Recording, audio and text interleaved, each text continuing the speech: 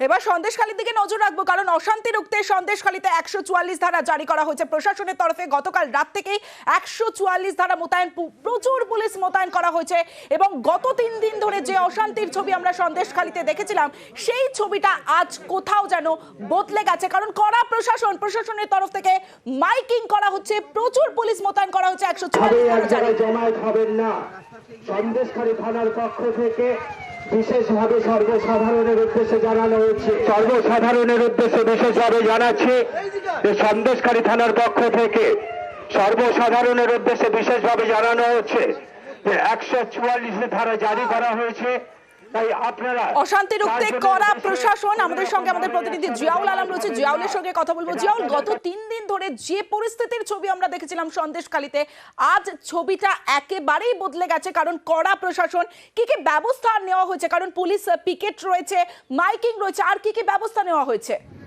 দেখো, একেবারে গত 3 দিন ধরে অর্থাৎ বুধ, বৃহস্পতি এবং শুক্রবার যেভাবে আমরা দেখেছি দফায় দফায় সংঘর্ষ হয়েছে, দফায় দফায় উত্তপ্ত হয়েছে, অগ্নিগর্ভ হয়েছে। শুধুমাত্র সন্দেশখালী দ্বীপেই কিন্তু সেটা সীমাবদ্ধ ছিল না। তারপর থেকে জেলিয়াখালী গতকাল দুপুর থেকে সেখানে একেবারে অগ্নিগর্ভ অবস্থা। যে এলাকার মানুষেরা স্পষ্ট দাবি যে শিবপ্রসাদ অর্থাৎ এই শেখ শাহজাহান ঘনিষ্ঠ শিবপ্রসাদকে তাকে গ্রেপ্তার করতে হবে। তার কারণ দীর্ঘদিন ধরে মানুষকে বঞ্চিত করেছে, বা জমির খাজনা দেননি, জোর করে জমি কেড়ে নেওয়া হয়েছে, একাধিক অভিযোগ ছিল। ফলে তারপরে তার পোল্ট্রি ফার্মে আগুন ধরিয়ে দেয়, বাড়িতে আগুন ধরিয়ে দেয়, ভাঙচুর করে। তারপরেই কিন্তু গতকাল এই অবস্থা ছিল। তারপরে কিন্তু প্রশাসন শক্ত হাতে দমন করার চেষ্টা করে। অর্থাৎ গতকাল শুক্রবার রাত 9টা থেকে কিন্তু একেবারে পরিষ্কার করে স্পষ্টভাবে জানানো হয় 144 ধারা, অর্থাৎ সন্দেশখালী থানা যে চত্বর এলাকা রয়েছে, একেবারে ওই সন্দেশখালী নেজার থানার আগ পর্যন্ত, অর্থাৎ রামপুর থেকে একেবারে তোমার জেলিয়াখালী, সন্দেশখালী সহ একাধিক এলাকা কিন্তু একেবারে 144 ধারা, অর্থাৎ কোন রকম ভাবে ইন্টারনেট পরিষেবা বন্ধ করা হয়, 144 ধারা জারি করা হয়। অবৈধভাবে কোনো জমায়েত করা যাবে না। অর্থাৎ গত 3 দিন আমরা দেখেছি যে গ্রামের মহিলারা তারা কিন্তু লাঠি সোটা নিয়ে বেরিয়ে এসছেন, ভাঙচুর করেছেন, লুটপাট করেছেন তারাও। ফলে সেটা রোখার জন্যই কিন্তু এই 144 ধারা। এবং আজকে কিন্তু সম্পূর্ণ চিত্রটা উল্টো, অর্থাৎ আজকের কোনো জমায়েত এখনো পর্যন্ত লক্ষ্য করা যায়নি। এবং জমায়েত হলেই পুলিশের মাইকিং করা হচ্ছে, আইনত ব্যবস্থা নেওয়া হবে। কড়া প্রশাসন বলাই চলে, কারণ সকালেও আমরা দেখেছিলাম পুলিশের উচ্চপদস্থ আধিকারিকরা ঘটনাস্থলে যান এবং সেখানে ডিআইজি বারাসাত তিনি সতর্ক করে দিয়েছিলেন যে কেউ গন্ডগোল করলে কপালে কষ্ট আছে। এই যে গন্ডগোলে যে দুষ্কৃতীরা করছে তার জন্য অনেক সখ্ত স্টেপ নেওয়া হচ্ছে, অনেক ফোর্স রাখা হয়েছে, অনেক সিনিয়র অফিসার এসছে। কালকে 8 জনকে অ্যারেস্ট করা হয়েছে। আমরা কোনো আর গন্ডগোল করতে দেব না। আজকে মাধ্যমিক পরীক্ষা আছে, মাধ্যমিক পরীক্ষার্থীদেরকে যেহেতু সাহায্য লাগবে আমরা করব। পুরো এলাকায় 144 করা হয়েছে। এখন যদি কোনো ঝামেলা করে ইন্টারনেটও বন্ধ করা হয়েছে। তো কোনো লোক গন্ডগোলে যাবেন না, কোনো ঝামেলা করবেন না, আদারওয়াইজ খুব কপালে কষ্ট আছে। সন্দেশখালীতে কড়া প্রশাসন, সকাল থেকে যে মাইকিং এর ছবি আপনাদের দেখাচ্ছি, প্রচুর পুলিশ মোতায়েন করা হয়েছে।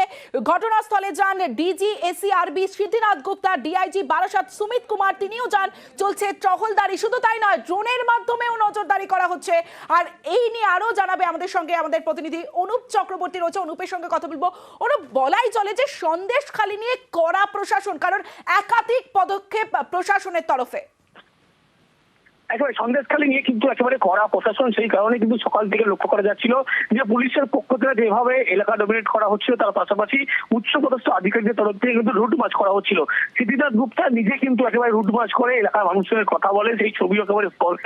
সাধারণ মানুষ তারা কিন্তু যে ভয়ের কথা, আতঙ্কের পরিবেশ তৈরি করা হয়েছিল, সেই সমস্ত বিষয় কিন্তু একেবারে তাকে জানান এবং তাদের নাম নথিভুক্ত করা হয়েছে, কোনো ভয় না পেয়ে বাড়িতে থাকার বার্তাও দেওয়া হয়েছে পুলিশের পক্ষ থেকে।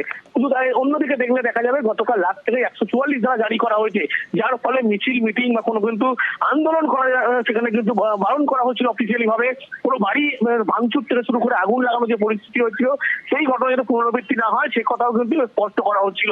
এবং এখানেই কিন্তু শেষ নয়, শুধুমাত্র দেখা গেল যাতে ব্যক্তি জমায়েত না করে, কোনো আন্দোলনকারী জমায়েত না করে সেখানে কিন্তু ড্রোন উড়িয়ে সেই নজরদারি করা হয় এবং পুলিশের পক্ষ থেকে বারবার কিন্তু রুট মার্চ করা হচ্ছিল এবং সাধারণ মানুষকে বার্তা দেওয়া হচ্ছিল যাতে তারা রাস্তায় স্বাভাবিক জীবনযাপন আগের মতো, এবং দেখা গেল সকালের পরে বিকালের যে ছবি স্বাভাবিক ছন্দে কিন্তু সন্দেশখালী ফিরতে শুরু করেছে, সেই কারণে কিন্তু দোকানপাট খুলতে শুরু করেছে এবং পুলিশের পক্ষ থেকে বলা হচ্ছে 14 জনকে এই ঘটনায় গ্রেপ্তার করা হয়েছে। ইতিমধ্যেই যে সমস্ত যে আগুন লাগার ঘটনা ঘটেছিল গতকাল তাদেরকেও কিন্তু আরো আটক চিহ্নিত করার কাজ চলছে। সব মিলিয়ে বলা যায় সন্দেশখালী ঘটনা নিয়ে পরবর্তী ক্ষেত্রে কড়া মনোভাব কিন্তু একেবারে প্রশাসনের। বেশ, इलाके में टहल चल रही है, पिकेट चल रही है और सिचुएशन अंडर कंट्रोल है। अभी डिप्लॉयड है और जब तक सिचुएशन डिमांड करेगी तब तक रहेगा।